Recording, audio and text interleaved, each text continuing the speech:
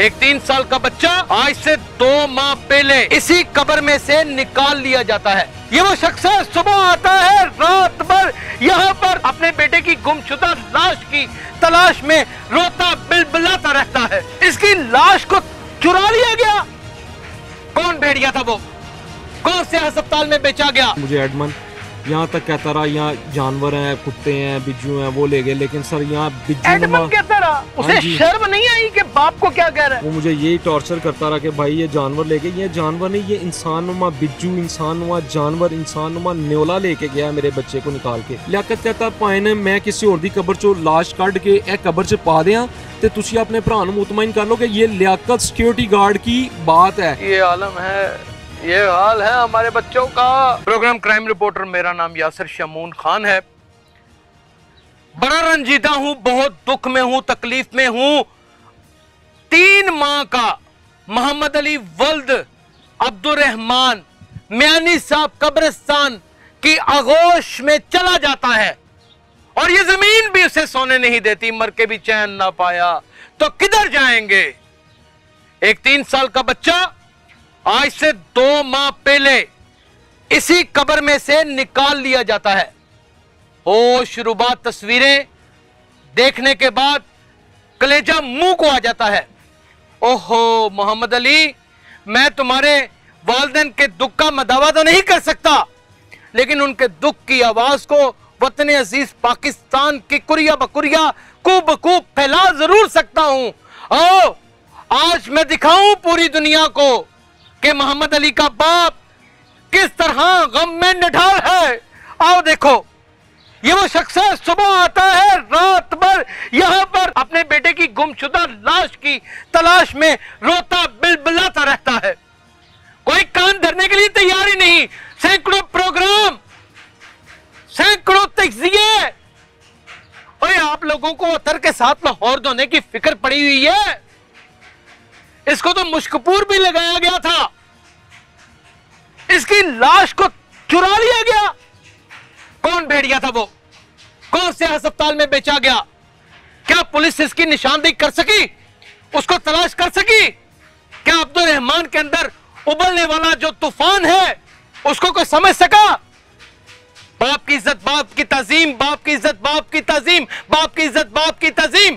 तमाम मौलमा कराम को रोजाना ये लेक्चर देते हुए सोशल मीडिया पे देखता हूं। ये है बाप, मरा पड़ा है। उठ मेरा भाई, अल्लाह तेरी खैर करे। ये जिंदगी ऐसी भी नहीं है, ऐसी भी नहीं है जिंदगी कि एक तो अल्लाह ने अपना करम किया, आपको बेटा दिया, फिर उसके बाद अल्लाह ताला की रज़ा थी, छीन लिया, आप उसमें भी राजी हुए। कहीं ये तो नहीं था नसीबों में लिखा हुआ कि कब्र में से लाश ही गायब हो जाए? सर ये तो अल्लाह ने नहीं हमारे नसीब में लिखा कि कब्र से लाश गायब हो जाए। ये तो एक दरिंदा सिर्फ इंसान है जो मेरे बच्चे की वो कब्र से लाश निकाल के ले गया। ये मुझे एडमन यहाँ तक कहता रहा यहाँ जानवर हैं, कुत्ते हैं, बिज्जू हैं, वो ले गए, लेकिन सर यहाँ बिज्जू एडमन कहता रहा, उसे शर्म नहीं आई कि बाप को क्या कह रहा है? सर उसको शर्म आती तो और चाहिए क्या था, बजाय वो मेरा एहसास करता। वो मुझे यही टॉर्चर करता रहा कि भाई ये जानवर ले गए। ये जानवर नहीं, ये इंसान नुमा बिज्जू, इंसान नुमा जानवर, इंसान नुमा न्योला लेके गया मेरे बच्चे को निकाल के। और आज 2 माह हो गए हैं मेरे बच्चे का ना कोई पता नहीं है कहाँ है। ना पुलिस 2 माह से इन्वेस्टिगेशन कर रही है, उसकी इन्वेस्टिगेशन पुलिस की कहाँ तक पहुँची है मैंने तो उसमें कोई अमल दखल नहीं किया। वो कह रहे हैं हम अपनी इन्वेस्टिगेशन कर रहे हैं, वो जिस तरह कर रहे सर उनका अपना तरीका कार है, लेकिन 2 माह से भी ज़्यादा हो गया। आज 3-4 माह यहाँ पे 2.5 माह लिखा हुआ आपके बच्चे का। उम्र लिखने में गलती हो गई, लेकिन 3 माह का मेरा बच्चा था जब फोत हुआ। मैं अगले दिन तस्वीरें टेलीविजन स्क्रीन पर देख सकते हैं आप।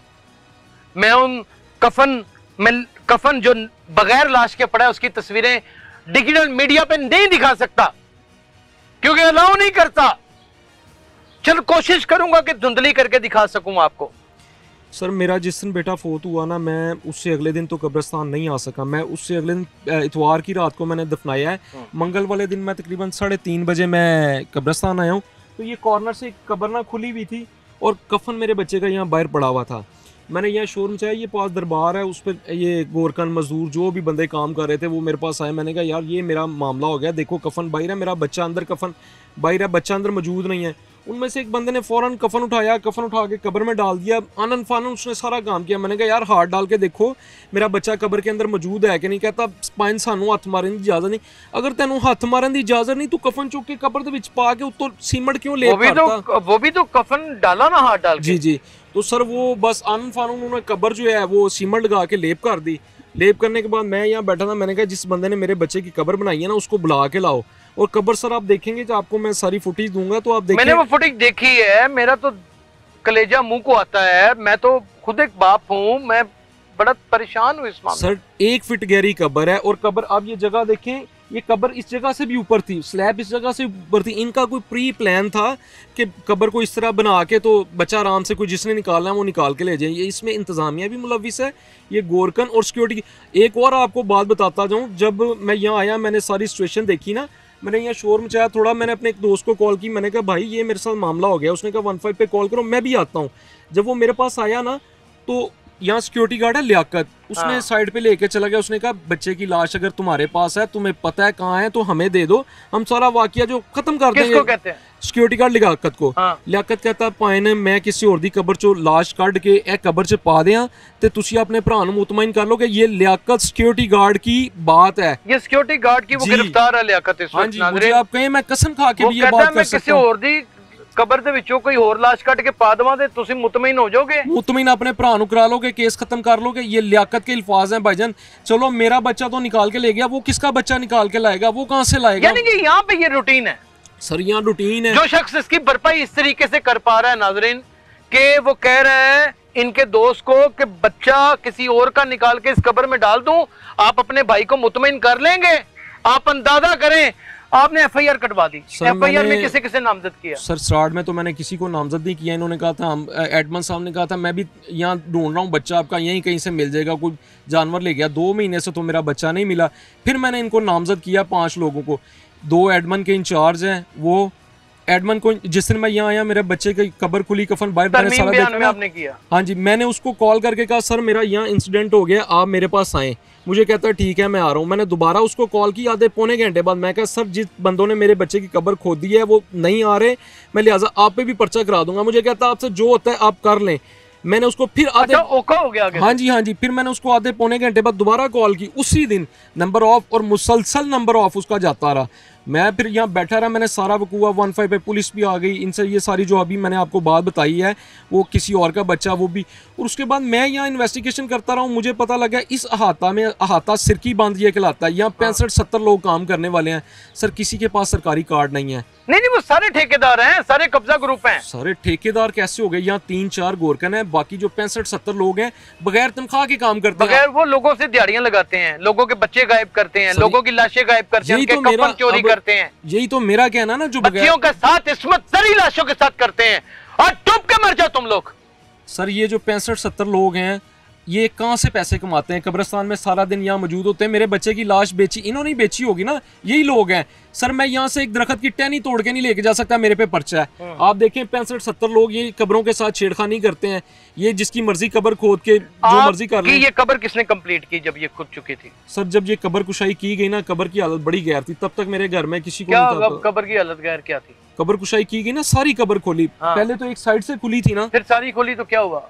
सर बीच में कफन मौजूद था। मैं ना अपने बच्चे को बड़े प्यार, बच्चा नहीं था। मैं आपको बताता हूँ, कब्र उसी शेप में बनी थी, कब्र उसी तरह थी। मैं अपने बच्चे को ना पहले शलवार कमीज पहनाई, फिर उसके ऊपर कफन दिया। जब कब्र खुली तो शलवार कमीज अंदर थी। उसकी कंडीशन ये थी जैसे किसी ने उतारी हो, और ये मुझे कहता है ना जानवर ले गया। सर मुझे जानवर वीडियोस हैं आपके पास शलवार कमीज अंदर? हाँ सर, वो हम आपको वीडियोस चला के दिखाने की कोशिश करेंगे। आज से पहले वो वीडियोस नहीं चली, आप देखें सफाकियत का आलम कि पहले शलवार कमीज पहनाई, फिर उसके ऊपर कफन पहनाया, शलवार कमीज भी उतारी गई, कफन भी उतारा गया। इसका मतलब बच्चे को बेचने की या नियत से किसी मेडिकल कॉलेज में बेचा गया, या उसके ऊपर कोई जादू टोना करना था, उसके जरिए कोई असेब करना था, कोई तांत्रिक उसे ले गया। लेकिन बेचने वाला सहूलतकार कौन था? वो कब्रिस्तान का ही आदमी था। वो कब्रिस्तान का ही आदमी था। खाल उतार दे उन सब की ताकि वो बच्चे की लाश दरियाफ्त हो सके। अगर बच्चे की लाश नहीं मिलती तो वो लोग मिल सके जिनके पास ये लाश पहुंची है, वो पूरे का पूरा ग्रोह पकड़ा जा सके। माँ बाप अपने बच्चों को दफनाने से कतराएं मत। सर देखें, हम तो यहाँ दफना के जाते हैं, हम 12-14 घंटे से पहले नहीं आते। 12-14 घंटे इनके कब्र किसने ठीक की? कब्र सर मैंने, वो डीएसपी साहब ने मेरे साथ एक मीटिंग। क्या नाम है डीएसपी साहब का? सर मुझे नाम नहीं, नारकली होते हैं वो, उनका मुझे नाम भूल गया है। तो शजील भट्ट साहब, मेरा ख्याल कोई डीएसपी इन्वेस्टिगेशन है अनारकली। अच्छा। उनको मैंने रिक्वेस्ट की, मैंने कहा सर कब्र सारी खुली पड़ी है, बड़ी हालत, कह रहा है कोई बारिश हो गई है और कोई मसला हो जाए, इसको आप थोड़ा सीधा कर दें। पक्का करने का मैंने नहीं कहा। उन्होंने किसको कहा सर ये कब्र पक्की इन्होंने करवाई, कतबा इन्होंने किसको कहा होना है? किसी जुवारिये को कह दिया होना है, किसी मनशियात फरोश को कह दिया होना है, और किसको कहा होना है? करो भाई, ये जाके करो तो हो गया होना। ये आलम है, ये हाल है हमारे बच्चों का। जनाब मोहतरमा मरियम नवाज साहिबा वज़ीर आला पंजाब हैं। मेरी जाती तौर पे आपसे इस्तदा है, मैं खुद भी एक बाप हूं। अगर इस बच्चे की लाश ना मिली तो खुदा की कसम इस जहान में क्या, हम अल्लाह के हजूर भी सब के सब तमस्कर बन जाएंगे। अजाब हमारा मुकद्दर बन जाएगा। जिल्लत और रुसवाई अगली दुनिया में भी हमारा नसीब बन जाएंगे। आपको लगता है कि आपका बच्चा मिल जाएगा? सर 2 माह हो गए हैं मेरा बच्चा। अगर ये लोग सही इन्वेस्टिगेशन करते, वो मुजरिम पकड़े जाते, तो आज ईद के दूसरे दिन जो एक आपने और नामजद किए हैं उनको नहीं पकड़ा? सर उनको इन्होंने पकड़ा है। उनका क्या किया, मैंने तो 2-3 दिन से मैं अपने काम में मसरूफ हूँ, थोड़ा सा मैं नहीं थाने जा सका। अगर ये 2 महीने इन्वेस्टिगेशन करके कोई बंदे पकड़ते तो एक और इंसिडेंट हुआ है लाहौर के अंदर ही, वो ना होता। वो बच्चा वो कहाँ हुआ है? सर वो इधर मोमनपुरा कब्रिस्तान है, वहाँ से एक बच्चा, मोमनपुरा कब्रिस्तान में बच्चा गायब हुआ है। उसकी एफआईआर है आपके पास? सर मेरे पास उसकी भी एफआईआर आई हुई है, उस बंदे के साथ भी मेरी बात हुई है। उसकी एफआईआर भी आपको दिखाते हैं। मोमनपुरा कब्रिस्तान बड़ा कदीमी कब्रिस्तान है, वहां से भी एक बच्चा गायब हो चुका है। अब ये यहाँ पर एक रूटीन बन चुकी है। भंग पी के सोई हुई इंतजामिया। सर अगर मेरे बच्चे के लिए सही तरह से इन्वेस्टिगेशन की जाती है, ग्रोह पकड़ा जाता, तो शायद वो बाप भी आज ना रोता, आज वो भी ये फैमिली ना रोती। मैं तो कब से 2 माह से यहाँ आके डेली चीखता हूँ, आपके बच्चे की तस्वीर देखने के बाद ना बंदा मरने वाला हो जाता है, जितना वो खूबसूरत बच्चा है।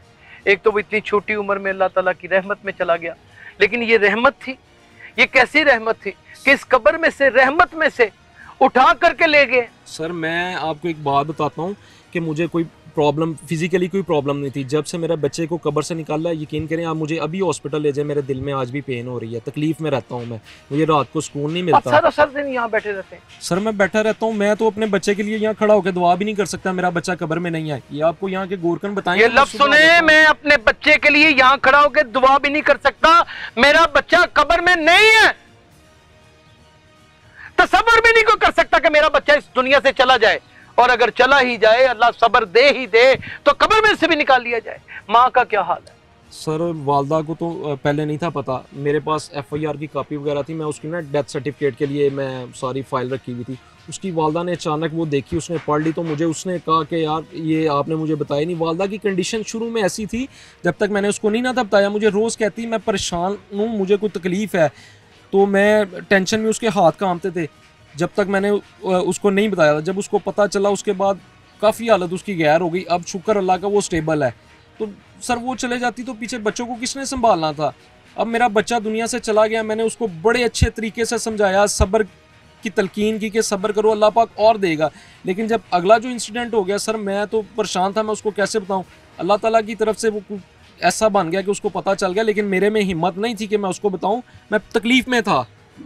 जिंदा लोगों को तहफ़्फ़ुज़ फराहम करने की दावेदार पुलिस मुर्दा बच्चों तक को तहफ़्फ़ुज़ फराहम नहीं कर सकती। डूब के चुल्लू भर पानी में मर जाने का मुकाम है। सच बोलता हूं, पुलिस के अफसरान को बुरा लगता हूं,